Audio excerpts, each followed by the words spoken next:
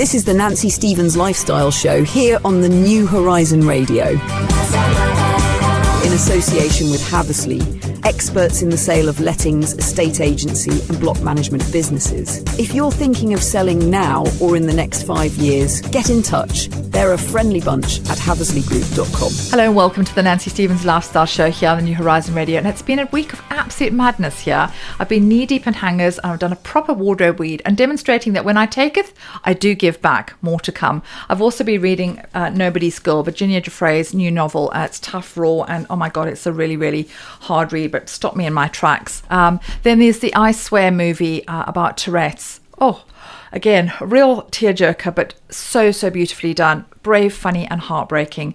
Plus, Christmas is sneaking up and I've got some amazing ideas for you of all the amazing workshops that I've done. So stay tuned for that, because sometimes I think personally memories are better than possessions, and I've got some brilliant TV picks as well. Celebrity Traitors. Oh my goodness, what are we going to do without it? But yeah, a lot of things on my watch list coming up, and my very funny special guests are Dave Pibworth and Steve Clark from Milton Keynes Theatre of Comedy. And I've been on 4 workshops in the past 6 months. How lucky am I?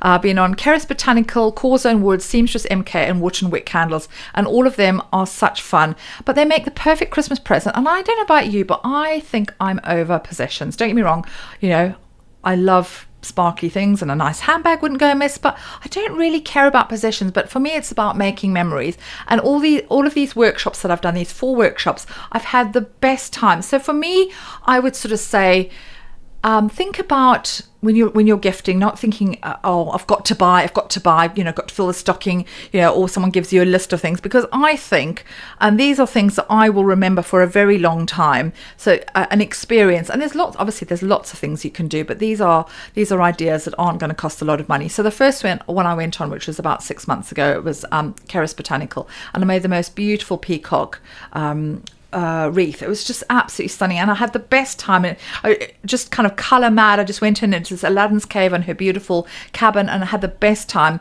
But Cerus is offering Christmas wreath workshops. So again, nothing sort of feels more Christmassy than the smell of sort of pine needles. So I would definitely recommend that. And I know she's got a few spaces left. Corzo Wood, I say my wonderful guests I had a couple of weeks ago, and where I made my beautiful pendant jewellery workshops. Again, a really, really special thing to do. And again, that's something you can keep. I think it's not just making memories, but it's about keeping things. And these are keepsakes.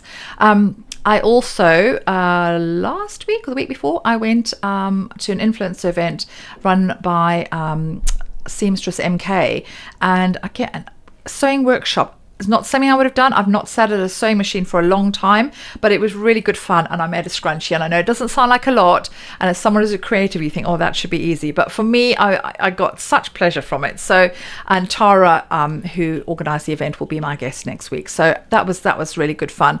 And then I also did a candle making workshop. Again, such a lovely thing to do with some friends. And again, it felt very Christmassy, and the candle that I chose, the smell was gingerbread. And again, it evokes such a Christmassy vibe. And I mean, I will, when my guest Justine comes in a few weeks' time, I will bring the candle in and you'll see what fun I had. But, you know, put all the crystals on it and all the sort of the wax smells. And it was a really, really fantastic thing to do. And again, I'm sitting in my lounge now, and the whole lounge just smells of gingerbread. And for me, it just evokes Christmas. So I would sort of say, you know, these are ideas that I've done, but I personally, every single workshop I've enjoyed immensely, and you will remember these for the rest of your life, rather than say, you know, loads of unnecessary gifts, you know, chocolates, or we're going to get so much chocolate. So think about a workshop, and I will pop the details on my Instagram as well.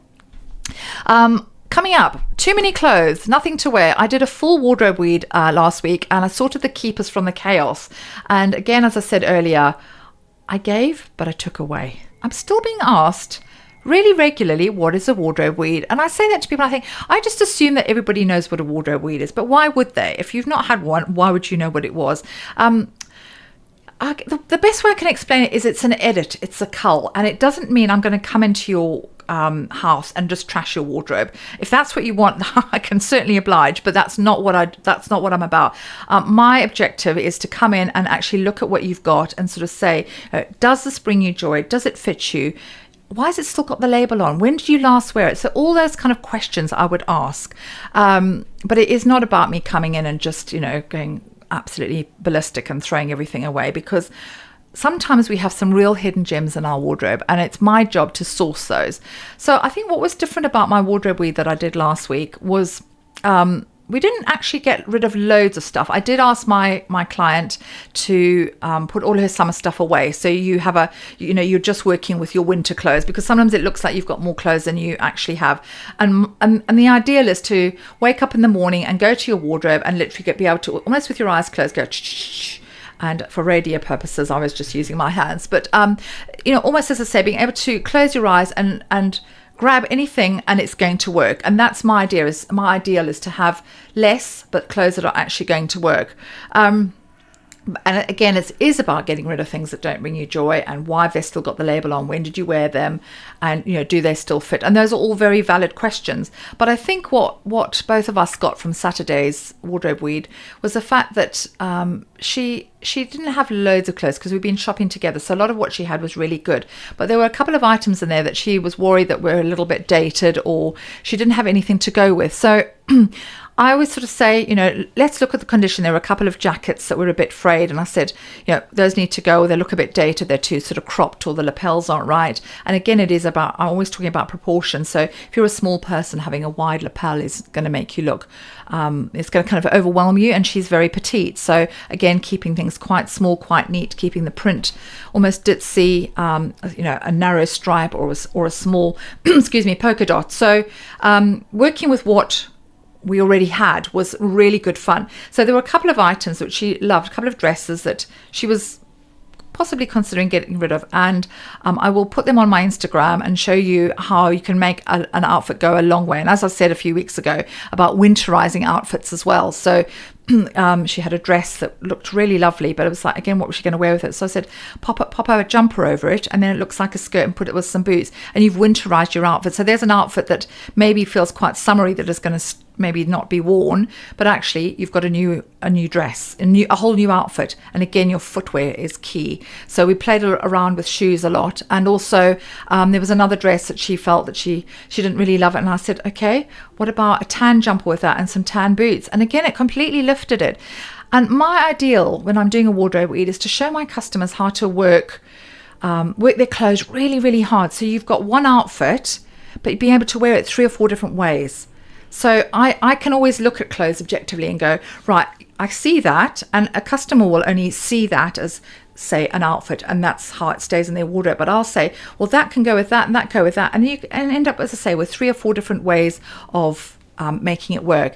And what I did was I sent her a video of the different options. So because sometimes you'll think, well, what did Nancy say? Or 3 months down the line, think, oh, she said about this with that, but I'm not sure, I'm not very confident about that with that. So I will send a video at the end of every session to show you which goes with what. So yes, I'm getting rid of clothes. Yes, I'm editing your wardrobe. Yes, I'm weeding your wardrobe, but I'm also showing you how to make your clothes work really hard for you. So if you're curious about this and you want a wardrobe weed, I'm offering vouchers for Christmas with 15% off. So drop me a DM at _NancyMK_ and I'll help you weed your wardrobe. Coming up is a memoir that you will not forget. Nobody's Girl, a memoir by Virginia Giuffre, published posthumously in October 2025. The book recounts her life from childhood trauma through her time in the orbit of Jeffrey Epstein and Ghislaine Maxwell to her work as an activist. And Virginia alleges that she was trafficked by Epstein and Maxwell, and she describes encounters with numerous powerful figures, some named and some only referred to indirectly.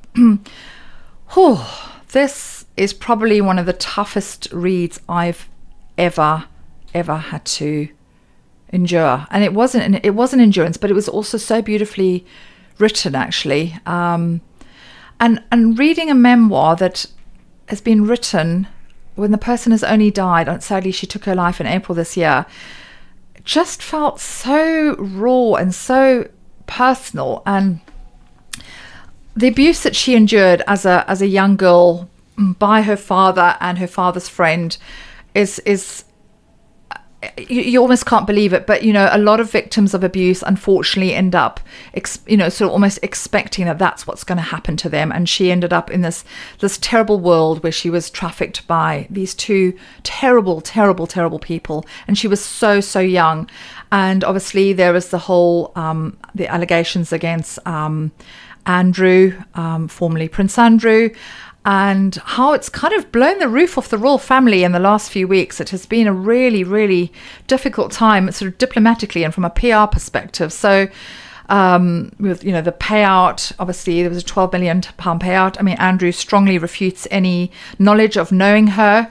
Obviously her book says otherwise, and she doesn't hold back, but she also, it doesn't feel like it doesn't feel sensationalist in any way at all. It just feels, as I said, very raw and written from the heart.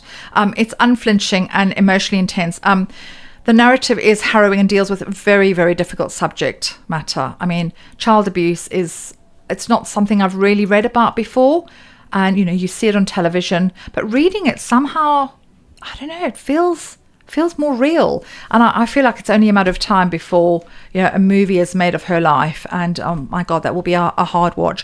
But the book includes reflections on sort of how power, privilege and secrecy intersect to allow abuse, and how difficult it can be for survivors to rebuild. And she spent her whole life trying to rebuild from this, even when she'd escaped, even when she'd got married, even when she'd had children. This never leaves. This legacy never ever left her. Obviously she became a huge advocate, and it sort of goes through all the legal proceedings and living with the consequences, and obviously not being believed. And obviously if there is money involved, huge amounts of money, and there's power and these powerful figures, it's really hard to kind of prove your case. But she did get heard, she did persevere, she was listened to, and as I say, became a sort of a huge I don't know, almost a poster girl, and I hate using that term, poster girl for abuse, but this book is, oh gosh, it's a memoir of surviving abuse and fighting for justice. I mean, we all know the story, but if you don't, I mean, this is the premise. It's, as I say, the unforgettable memoir by the late Virginia Giuffre, the woman who dared to take on Epstein and Maxwell. The woman knows Virginia Giuffre as Jeffrey Epstein and Ghislaine Maxwell's most outspoken victim, the woman whose decision to speak out sent both serial abusers to prison, whose photograph with Andrew catalysed his fall from grace, but whose story has never been told in full in her own words until now. In April, as I said, Virginia took her own life. She left behind a memoir written in the years preceding her death and stated unequivocally that she wanted it published. Nobody's Girl is a riveting and powerful story of an ordinary girl who would grow up to confront extraordinary adversity. Here she offers an unsparing and definitive account of her time with Epstein and Maxwell, who trafficked her and others to numerous prominent men. She also details the molestation she suffered as a child, as well as her daring escape from Epstein and Maxwell's grasp at 19. She remade her life from scratch and summoned the courage not only to hold her abusers to account, but also to advocate for other victims. The pages of Nobody's Girl preserve her voice and her legacy forever. It's a tough read, but I urge you to read it. It is absolutely, finding quite emotional. And on another emotional topic, I saw the brilliant I Swear, which takes you into the world of John Davidson's Tourette syndrome, where a swear word might be involuntary, but the journey to acceptance is entirely his own. I Swear is a compelling, often moving biopic directed by Kurt Jones, which tells the story of John Davidson, a Scottish man growing up with Tourette syndrome and eventually becoming a prominent campaigner. From the opening sequences in sort of 1983 on the Scottish borders, the film doesn't shy away from the isolation, frustration, misunderstanding that sort of accompanied Tourette's in those days. Nobody knew what it was. This poor boy was just, his school, I mean, school is tough for a lot of kids anyway, but imagine school when you are swearing, you've got tics and you're lashing out, and honestly, he was bullied and kicked and punched and segregated, and nobody knew what was going on, and his family didn't understand. His father actually left the family home because he couldn't deal with it. Imagine feeling that responsibility that your father has left because he couldn't cope with your Tourette's. And again, there was no name for it. His mother, brilliantly played by Shirley Henderson, doesn't understand, and she's she's really kind of distant from him, and she's like, John, pull yourself together every time he sort of, spits or swears, and it's really uncomfortable to see a mother being so distant from her child, and yeah, that was really, really heartbreaking. Then he meets Dottie, who's a mental health nurse, brilliantly portrayed by Maxine Peake, who doesn't bat an eyelid at any of his cursing, his swearing, his tics, anything like that. And she is the mother of a friend of his, and he goes to live with her because his home life is pretty much untenable. His mother just can't deal with the Tourette's. And Dottie really looks after him. And again, nothing John can do shocks her. She's just so calm. And you cannot imagine, and he's hitting her, he's swearing at her, he's punching her, and he doesn't mean it, because obviously Tourette's is an involuntary sort of illness. You have no control over what's coming out of your mouth or your movement with your hand, and she had so much sort of physical abuse that the verbal abuse didn't matter. But for instance, she couldn't stand on his left side because his hand would just literally just lash out, and she'd punch her in the face. So she'd sort of say, I need to, he'd say, I need to be on my right hand side, and so they reached an understanding, and it was just incredible. It was really an astonishing and such an empathetic film. It strikes a really sort of tonal balance. It's serious about the subject matter, but oh my God, it's very funny as well. I mean, some of the stuff he comes out with, I couldn't possibly mention on radio. Ofcom would shut us down immediately. Some really, really shocking language, but actually very, very funny. And again, no malice meant from him at all, but it does, even though it's a very serious matter that the film is dealing with, the humor keeps the movie sort of light, but at no point does it sort of trivialize it at all. But his Davidson's outbursts were embarrassing and tragic, but as I say, it doesn't make them feel like there is some sort of spectacle. It is so, I swear, is so much more than an uplifting true life story. It offers insight into neurodiversity, social misunderstanding, and personal triumph. And what is so wonderful is that this beautiful boy, John, who is just, I say, so misunderstood, much maligned, is offered a job as a caretaker's assistant in the village hall, and he takes it very seriously and makes sure, he wants all the chairs in order, and he's very, very OCD. And the caretaker takes him under his wing, and they develop this incredible relationship. And again, the caretaker doesn't sort of bat an eyelid at the swearing, and he has hot tea poured over him and all sorts. Again, this incredible friendship that develops, and John eventually becomes caretaker of the hall, and it's such a sense of pride. But the caretaker, who is called Tommy, is absolutely brilliant. Brilliantly played by Peter Mullen, suggests that he actually tries to educate people about Tourette's, because it was so, he was so misunderstood. Again, nobody understood, and he was arrested unnecessarily for, bad behavior. He called a girl a slut, and she got her friends to beat him up, and he was so badly beaten up, ended up in hospital, nearly dead. And at that point, they decided they needed to educate sort of the police force, the nursing services, all the sort of the services that would be involved with anything that would have to kind of deal with the fallout of Tourette's. And he becomes the most incredible campaigner, and eventually ends up at Buckingham Palace, and is awarded, an award, an OBE. And it is so heartwarming. Again, such a funny film. Not what I was expecting at all. And I think what I absolutely found so sweet, actually, was when I came out of the film, and I was filming my vlog outside Cineworld. These five young girls came up to me, and they said, "Oh, what are you doing? Are you famous?" I said, "No, I'm just filming a vlog." And I told them about the film. One of the girls actually was a Tourette sufferer, and I said, "You must go and see it." So I feel really heartened that that my vlog, because they wouldn't have known, they hadn't heard of the film, they wouldn't have known about it. So in some small part, I feel like I've helped a little bit. So yeah, that made me feel really, really warm and fuzzy. But I Swear is on at Cineworld, Milton Keynes. And coming up, I've got some TV picks, juicy TV picks for the winter. Strictly has been phenomenal the last 2 weeks, absolutely incredible. We got the first 40 for Lewis's Jive. I haven't seen a dance like that in years. And for Craig to get out his 10 was really, really exciting. Ambo's disco routine this week was off the charts as well. How she didn't get a 40, I don't know as well. Sadly, Harry was on the dance off with Lavoie, and Harry went.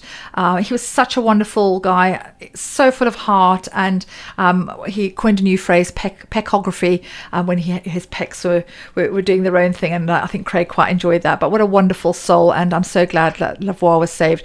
But Blackpool is only 2 weeks away. It's really, really exciting, and we're halfway through. Really exciting. So lots of names being bandied around as to who the new presenters might be as well. Zoe Ball's name has been thrown in the mix. I really would love her to do that. Hannah Waddingham as well, but I don't think she needs it. There's 3 months of the year that she would be presenting, and obviously if you're doing a film, that would be difficult. So we'll see. I think time will tell, but Strictly is really, really fantastic at the moment. And Celebrity Traitors, oh my goodness me, that was the most incredible finale. Absolutely incredible. I mean, I was shouting at the television. I could not believe what Nick did. I mean, I was convinced that he was, he had it right. And poor Joe's face absolutely crumbled when Nick mentioned his name and called him out for being a traitor. That was heartbreaking. But when Alan actually won, and he was just overcome with emotion, just cried like a baby, just said, "Oh, it's been so much," and how Nick and David just rushed to him and Claudia and just gave him a big hug and said, "It's okay. It's just a game." And to see that kind of masculinity, and I know Alan Carr's not the most masculine person, but to see these guys hugging on sort of national television, just saying well done, it was absolutely fantastic. It made for great television, and what a cracking traitor Alan Carr was. I mean, he absolutely did make the series, and £87,500 has gone to his chosen charity, so a worthwhile cause. I did feel with Celebrity Traitors, though, it did feel that, again, as I said before, it felt like people had preconceived ideas, and they were a little bit cautious and not wanting to judge and what they deem unnecessarily. Whereas I think if I'm honest, much as I loved it, I prefer the sort of the non-celeb version, because it's just cutthroat. It's just get on with it. I want that money. I'm going to kill you. I'm going to name you as a traitor. End of. So straight to the point. But yeah, great television, and I'm sure there will be some many more versions of Celebrity Traitors to come. It'll be interesting to see who gets picked for the next series. Actually, Celebrity Race Across the World has started, so that's my next kind of pick that I would recommend. And what I love about the show, I always say I'm not going to watch it, but again, I'm always so invested, because it's not just sort of the heartwarming partnerships. Anita Rani's there with her dad. We've got Roman and Roman Kemp and his sister. So how the relationships develop as they're sort of traveling and under very difficult circumstances. But what I absolutely love is just looking at countries, or getting a peek into countries that you would never normally see, because they do go off the beaten track. And so they're traveling from Mexico to Colombia, and I think it's going to be an absolutely incredible series. So stay tuned for Celebrity Traitors. I do think it's going to be, it's not Celebrity Traitors, Celebrity Race Across the World. I'm actually losing my voice. And I have got coming up amazing guests. I'm going to let them do all the talking, because I think my voice is going. I've got Steve Clark and Dave Pibworth from Milton Keynes Theatre of Comedy, and we're going to be having such a laugh. Welcome, chaps. It's so lovely to have you both in the studio. Hello, nice to be back. Yes. Hello again. And the last time I saw you, Steve, was, I just have to mention, the brilliant stand-up nights that Milton Keynes Theatre of Comedy do. Whose turn is it anyway? That's right, yep. Honestly, the funniest night of the year.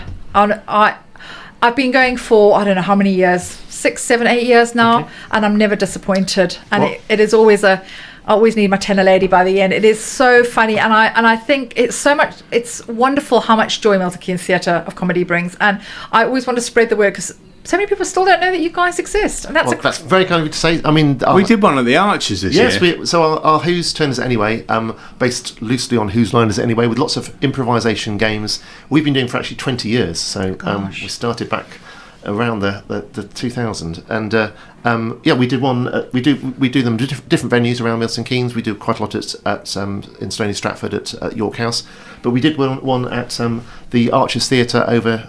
So an open air one. Open air earlier in the summer. That was great fun. What? Really good. And we're going to do again next year. So we've got 3 shows lined up for next year. Probably March time, August time, and then October. Interesting, because I've obviously been to the Arches quite a few times. So how does that work outdoors as a sort of stand-up? I mean, I've seen Allo there, and it was absolutely Allo we did on a big stage, I think. Yeah. But have you been to one of the ones where they're under the arch, where the actors are under the arches, like the Shakespeare ones and things like that? I don't think so. Well, no. Yeah. The thing is, you've probably been to the bigger. The actors, I was in it for a bit, were under the arches, and the audience all just sit out. It worked perfectly. Yeah. It worked really well, and we were lucky with a very good. We were lucky with the weather, but it's fantastic. It's a really atmospheric little venue, and the audience can hear, they can see everything. So a great night out. Yes. As you say, it's such a fabulous venue. I saw the Queen tribute back in the summer. And that's on the big stage. So this is sort of under the actors under the arches, audience around. It was great. Everyone sitting there bring their own drinks and all that jazz. It's very Olney, isn't it? Yeah. Or Oni. Oni. Yes, it's fantastic. But thank you guys for bringing so much laughter to our lives. So we're here to talk about the Christmas bill, which is very exciting. A double bill, actually. We've got a Vicar of Dibley and Porridge, and what a great mix. So Steve, how do you choose the shows? Well, we have been on little trips to Dibley, the fair village of Dibley, a number of times. We've over about the last 10 years, and we've done 4 different visits to Dibley. Our last one was last year, where we did the holy happy ending, where Geraldine the Vicar got married to the handsome stranger Harry. And we did say after that, that's it, we finished it all now. And in fact, we even burnt the set, which was probably a little... That's very dramatic. I burnt my costume, yes. Jim Trott. Well, can I ask why? Why would you do that? Well, the set was falling to bits a bit. It was a bit old. And the bits and pieces we decided to get rid of. And it was safe. And we sort of had decided, it was great, we've done it, that's it, there's no further to go. But then everyone was ranting and raving about how exciting, how good it was. And the cast were going, can we like to do something more? And the one bit we hadn't done was the famous Christmas lunch incident, which is where obviously Geraldine the Vicar is invited to lots of different Christmas lunches and has to consume an awful lot of turkey and Brussels sprouts. So we thought, well, we've got to do it. So we've adapted that one for the stage. We've actually added some other bits in from another Christmas special, so there's some extra material in there as well.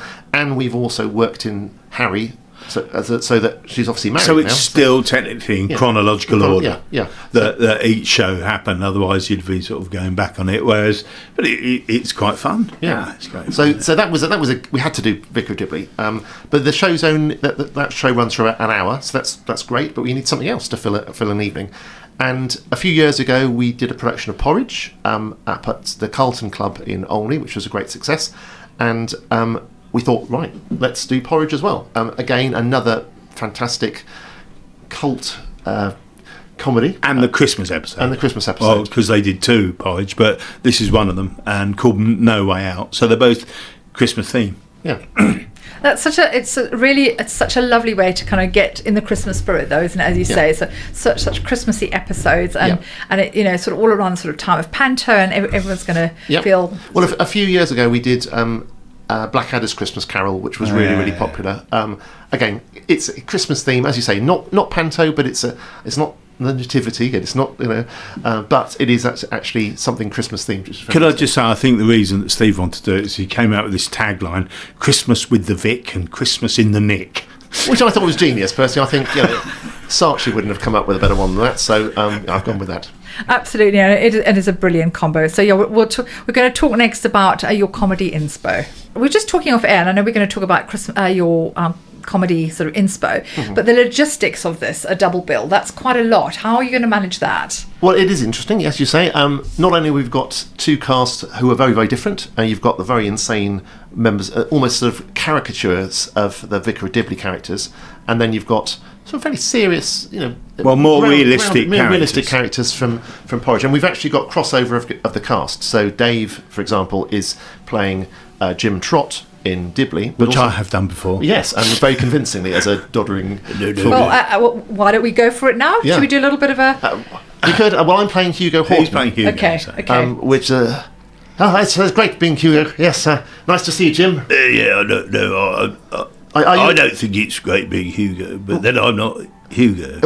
No, I'm Jim. Yeah, Jim. Are you going to come and join us for Christmas dinner? No. Yes. Oh, that's great. Excellent. Alice will be so pleased. Oh, Alice. Oh, Mr. Totty. Oh, yeah. Right. No. Thanks, Jim. Yes. There we go. So that's the sort of thing. Brilliant. But Dave is also playing Fletcher, Fletcher. who's played by Ronnie Barker, obviously in the original. So, and we've got other characters who are crossing over in the cast. Interestingly, Gary Martindale, who plays the Who is brilliant. idiot farmer, Owen, Yep. is playing a fantastic Grout. You know, the gangster type bloke in the prison, Yep. Yes. who Fletcher's sort of frightened of. Everyone's frightened He's of sort him. of almost the sort of Cray brothery type Yeah. figure. Comes in, hello, Fletcher. I was like, hello, Harry. So Gary and I have discussed this because we're playing two complete idiots in the Vicar of Dibley, and then two completely quite realistic, although they're very funny and the script's very funny. It's very different comedy, Porridge to Dibley. So it's quite fun. So we've got Yeah. transition of characters and makeup and costume and stuff, but also we've got the set changing. So we've come up with the concept of how we're going to do the set, which has to cover the elements of Dibley and the different settings in Dibley, and also cover the set for Porridge. And we will be swapping things over halfway through for key things. So the Vicar of Dibley's the vicarage has to change into a prison cell. Which is not just simply putting a different poster on the wall. We've actually got to take those flats out and change things over. But we've got a very good technical team who are very good at these things. I hope. Anyway, that's what I'm trusting them to do. Gosh, that sounds awfully ambitious. You really don't make life easy for yourselves, so do you? No, well, I think we love doing this comedy. We love doing these sorts of things. And if you're not ambitious and bold about it, you wouldn't be able to do them. So that's why we like... Yeah. It's always good. I mean, I think I'm right in saying this is the first time we've ever put two different shows on in one night. Totally different ones, yeah. Totally different ones. I mean, yeah. So sometimes there's set changes and things because of certain things, but it's quite interesting. You know, it's scratch heads. Well, he's scratching his head a bit, but we sorted out some of the stuff yesterday, didn't we? Yes, we did. Yeah. I say we. I was at the remembrance service, so they did it. So David, so obviously, how do you do two roles in one night? Because obviously, lots of professional productions have cast changes and they have different roles. Yeah. It seems to be a very popular thing at the moment. But I mean, that's within same production, so you've got the same theme going through. These are two completely different characters. Is that not going to be terribly confusing? Well, I because I've played both of them before. I have played both those characters before, and they are so different. So there's no danger of getting mixed up. You know, I'm not suddenly going to go in, or I hope Grout comes out and says, hello, Fletch. I go, oh, no, oh, yes. Oh, make Gary laugh. Anyway, yeah. But no, I think I've been in shows before rehearsing one when you're doing another one, you know, totally like in a pantomime and then in something else. But this is sort of walking on, doing one show, and then, but I think we're well rehearsed. It won't be a problem because they are so different. So different. And the humour is enjoyable. slightly different in each as well. So, but they're both great, and they'll appeal to everyone. But Vicar of Dibley is, as I said earlier, is much more caricature and really, really silly. It's quite surreal, some of the sort of stuff. Whereas Porridge is, you know, the two we've talked about. The two comedies are extremely different. Porridge is realistic. You know, you will meet people like that. And hopefully you won't meet too many people like Jim Trott or Owen. But You never know, depends where you live. but having said that, the Vicar of Dibley has also got, you know, I've been to parish council meetings. And that really goes on, doesn't it? Well, to a degree, I think that, you know, the writers obviously looked and exaggerated the idiots in the room. But you know, I've seen it where I don't name anything, but you know, chair people who want power and people who want this, and you think you know where these guys got the ideas from. Yeah. Absolutely. And again, it's that whole committee mentality, which none of us, let's be honest, are a fan of. Cast members, I mean, you've got some incredible cast. We are very lucky. We have got some fantastic talent here in Milton Keynes, and our theatre group have utilised many of them over the years, and we've got some firm favourites returning, mainly because we've obviously done this before, so we've brought the same cast back. We've got Joy Warren, who's playing Geraldine the Granger, who's been with us since she's done all the 2012. Yeah, she's been the vicar all the way through, and it's quite nice actually. What's really strange of getting together for rehearsals, it's almost like a family getting back together again. And because we've done these parts so many times over four different productions, we just sort of seamlessly slide back into them. Yeah, it really is. I mean, when we go back into Dibley, talking about Dibley, you know, Joy's there, Alice, who plays Alice. Yeah. I love that Alice who plays Alice. Yeah, Alice. It's Alice Luck who plays Alice. Alice Tinker. Yep. I mean, you sort of go back and don't often. I mean, I have bumped into her outside of it. Suddenly we get back in. And, oh, hello. How are you doing? Have another cup of tea. But it's a fairly easy is the wrong word, but you all know what you're doing. Yep. I know what Alice is going to be like. Yep. She knows what I'm going to be like. Gary Martindale. John Hopkins. John Hopkins is plays Frank, the most boring man in Dibley. And I think, and you're there as you're not the most boring man. No. I could be. I'm just playing I'm just Hugo, and we have Sue White who plays Letitia Cropley, the old lady with the appalling culinary skills. Although we have got a different David Horton. We have our regular because he wasn't available. Sean McDermott, who happened to be away. He's been wasn't available, so we've had to replace him, which is we have to do these things, but we've got a new chap called Alistair who's doing a grand job and has been welcomed into the family, so we're just lucky that we've got some people who are not only good actors but actually can sort of passing resemblance to the original characters as well, because I think it's really important when you're doing stage productions of things which people are familiar with from the TV, that you need to have some sort of physical resemblance in some way or mannerisms that people can quickly relate to. So Steve Clark, Basil Fawlty, classic. Well, I'm very good at playing. I think at playing upper class twits, and that takes a lot of skill in acting. I've seen so many of your wonderful productions, but I went to see Fawlty Towers with such high expectations, and I was blown away. I really was. You were so brilliant, actually. I mean, there's a professional production touring next year, and I'm interested to see if he's as good as you. I'm sure he will be. It's a shame. We'd love to do it again, but at the moment, the amateur rights. I think we would do it again if it came up. Yeah, if I could survive it. It was hard work. It was hard work. We did all of them in the end. Yeah, all 12 episodes. We didn't intend to initially do all 12 episodes, but they went so well that the only thing we would have changed, I think, is the order in which we did them. Yeah. Because we put on what we thought the three best, but as it turned out, they've sold out. Didn't they? Did all of them. Fantastic. Every time we did 3 episodes, they sold out. Justifiably so. And we're also talking off air about writers and get meeting agents and the whole. It's a laborious process behind the scenes. I mean, we're lucky as an audience members; we just turn up and see this amazing production. But for you guys behind the scenes, there's a lot of groundwork, isn't there? Yeah. So our sort of niche area has been doing stage adaptations of known popular sitcoms. So we've done some radio sitcoms, and we've done a lot of TV sitcoms. There's a lot of work involved in actually adapting a script which works well on stage, but getting permission for these things, it's not like you just sort of just do them. You obviously have to ask permission, and some of them, a lot of these aren't actually genuinely available regularly for other people, so we have to track down the writers, and it's often the writers rather than their agents, because we find that speaking directly to the creator, the writer, they tend to be a lot more receptive. Sometimes you get blocked, like anything, through the bureaucracy and so on. The Vicar of Dibley, we've been working with Richard Curtis's agent and office, and he's been fantastic at letting us do that.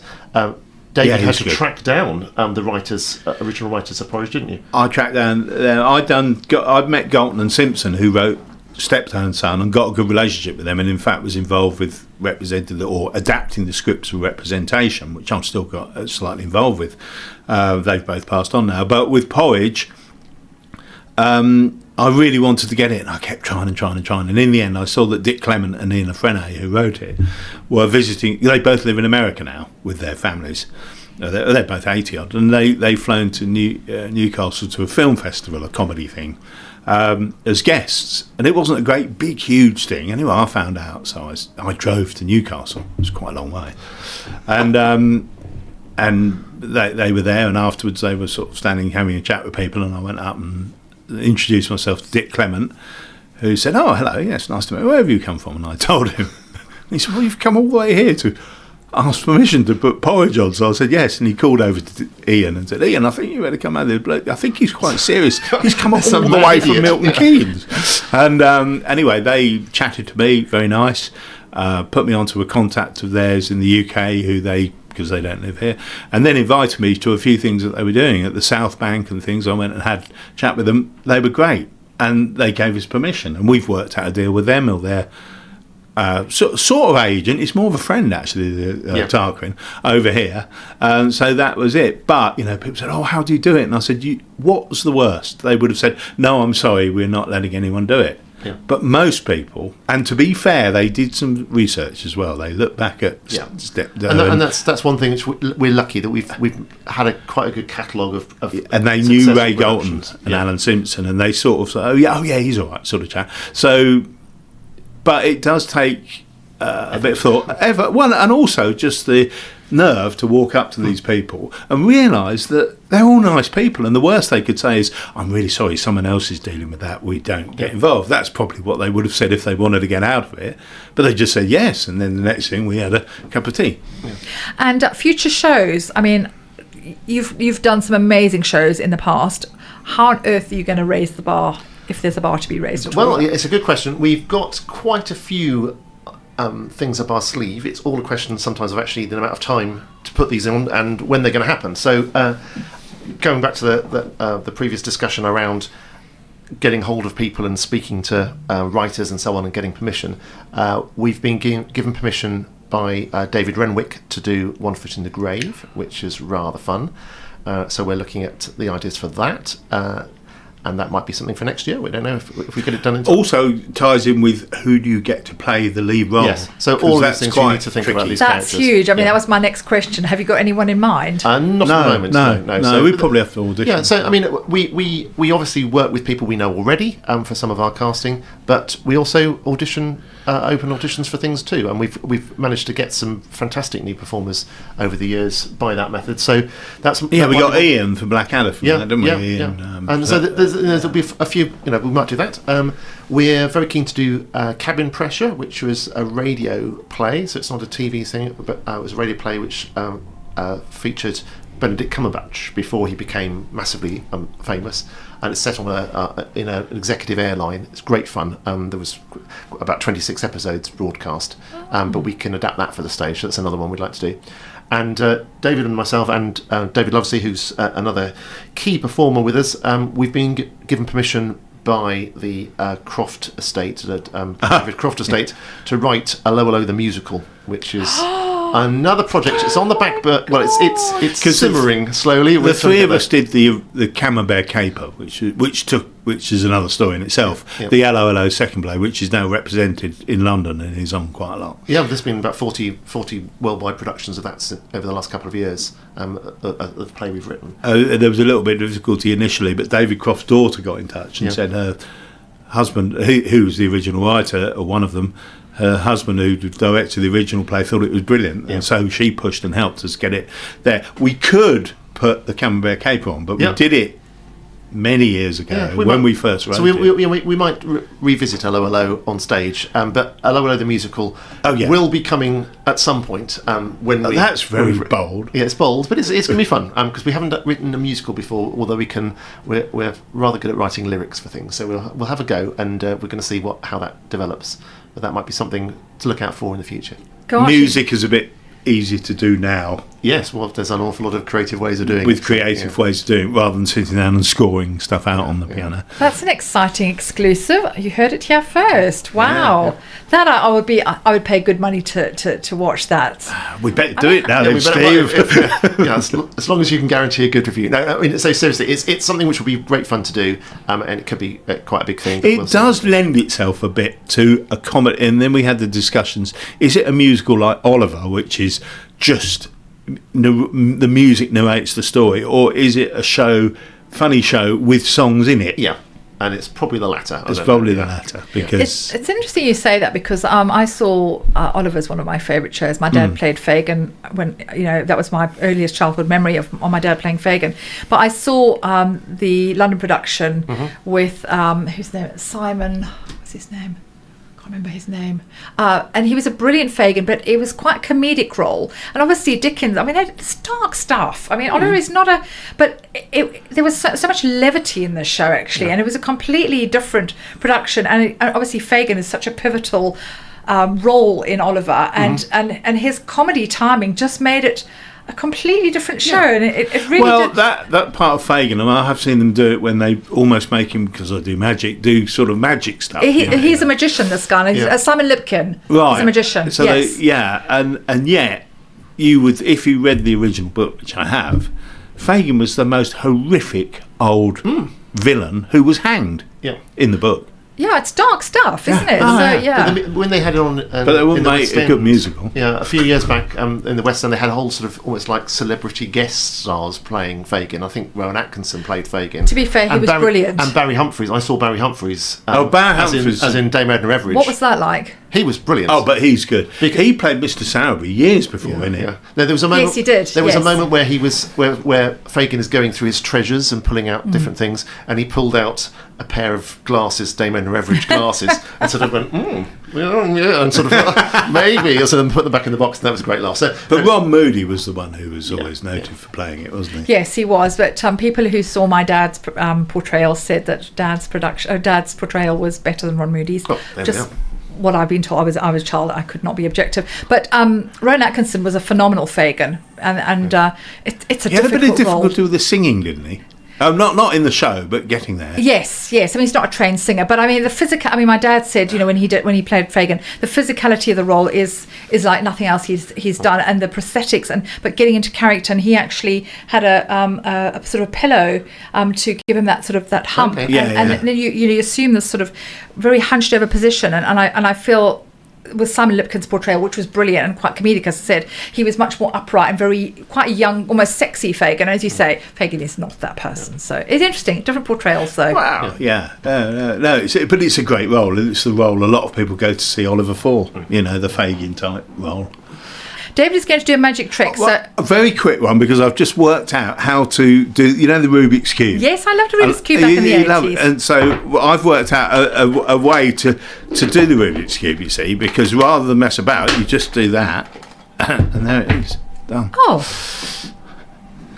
Thank you. So for the purposes of radio, David had a Rubik's Cube that wasn't in its finished state. It put it in a box, and then it was. So there you go. Voila, a bit of magic. I think you needed to see it filmed, actually. I usually make it last longer than that, but I know Steve gets irritated. Magic's not for everybody, is it, Steve? It's marvellous. It's absolutely incredible. Sarcasm. Mm-hmm. So tell me quickly your comedy heroes, Steve. Anyone from any of the Pythons, Rowan Atkinson. I mean, I grew up with so many great comedies in the 70s and 80s, and love them all. Is anybody now though? Because things have changed, haven't they? I mean, I wouldn't say we have any brilliant sitcoms at the moment. Anybody that tickles your funny bone now? Not Peter Kay makes me laugh. Peter Kay. I mean, Mitchell and Webb are still doing stuff again. Yes, which is brilliant. I'm really pleased. Yes. And what's his name? Lee Mack as well. Lee Mack is fantastic. Not going out. Fantastic. Yes, he is brilliant. David, yours? Peter Kirk. I like, and there's a bloke called Tom Lehrer, who no one will have heard of, who sung odd songs, and Spike Milligan, people like that. But I agree with Steve. I like the Python people. Most of them were good. There's a lot of very different people that I like in different genres. Tony Hancock I like. Now, some people don't like Tony Hancock. My wife thinks he's terrible. Boring old bloke. But the older you get, the more you realise he's quite good. So, but he wasn't a writer. He had stuff written for him. But I like most things. Jimmy Carr, I think, is quite funny because he's so appallingly rude. Yeah, he's quite rude, to be fair. I barely recognise him these days, but anyway, moving swiftly on. No. And I mean, do you ever go to sort of comedy night? Because I know obviously Milton Keynes Theatre of Comedy do the stand-up nights. Do you ever go anywhere else to see those sorts of nights? You haven't. Yeah. We go and sort of check out what other people are doing, especially other improv, to get ideas, see how games work and stuff. We're also doing a podcast at the moment, which we called Puddleford. Which is a town with a tale, so it's an imaginary English town through the ages, different themes, and we're doing improvised show which we put up on Spotify and other well-known podcasting channels. and we've got about 20 of those up there of just sort of improvised stories about the town and city characters and so on. So we like obviously doing the scripted stuff, but also the improvised, dreaming up our own comedy is great fun as well. And for me, that is the greatest gift. It really, really is. Being able to stand up there and make people laugh when you've got no idea what you're going to say next, to me, is truly terrifying. So thank you for the joy of the stand-up nights, but also I'm really looking forward to the double bill. So why should people come and see this amazing double bill? I mean, I will be there, but why should other people come? Several reasons. Obviously, it's a festive treat, so something to get you into the Christmas mood. It's the first week in December, so the 2nd to the 6th of December. So just as you're getting ready for your Christmas, come and see this.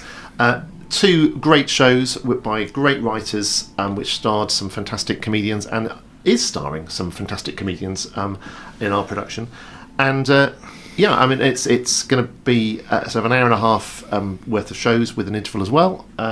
He's selling quite well. You better tell everyone. So we're over 2/3 sold already, which is fantastic. So don't leave it to the last minute. Some people do leave buying tickets right to the last minute, and you probably will be disappointed on this one in terms of not being able to. Because Friday night is sold out. Yeah, Friday night sold out. So it's so wonderful to hear, though. I mean, I'm going on the Wednesday, and I think we should be supporting local talent, really, because there is a plethora of talent here in Milton Keynes, and I mean, there's some a lot of different groups in Milton Keynes doing lots of different genres, and I would urge people, if you normally go to Milton Keynes Theatre, fantastic shows on Milton Keynes Theatre, but some of the local groups, they might be billed amateur, but it's only because the cast aren't actually being paid, but actually the standard of productions are amazing in terms of the acting and also the production values as well. The pantomime and it's fantastic. So I would urge people, if you can, get out and go and support these local groups, because a huge amounts of work being put into it by local people to do it, and it's a great sort of community endeavour for a lot of areas. So thank you so much. And how can we find out about tickets, please? Well, they're available through the Stantonbury Theatre website, or you can visit our website, which is www.mktoc, that's Milton Keynes Theatre of Comedy.co.uk, and you can follow the links from there. Facebook as well. We've got Facebook, if you just look for Milton Keynes Theatre of Comedy on Facebook, and we have an Instagram and various other things. Instagram is Milton Keynes Theatre of Comedy. It's really original, all these taglines. At least they're all the same. They're all the same, yes. There's a consistency. Yeah, there's a consistency there. So check out the different channels. Do come and see the show, and we hope to see you in December. Thank you, chaps. It's always been a pleasure. Okay, thank you. Thank you for having us. And it's I'm going to say Merry Christmas, but I will see you then anyway. So thank you for being such great guests again. And I would urge everyone to come and see this double bill. It's going to be fantastic. I'm very, very excited. Next week's guest is the very talented Tara of Tara Creates, aka Seamstress MK. And I attended one of her amazing workshops the other week, so we'll be talking about that. Great Christmas ideas. Thank you so much for listening to the Nancy Stevens Laughter Show, and I'm wishing you an amazing week.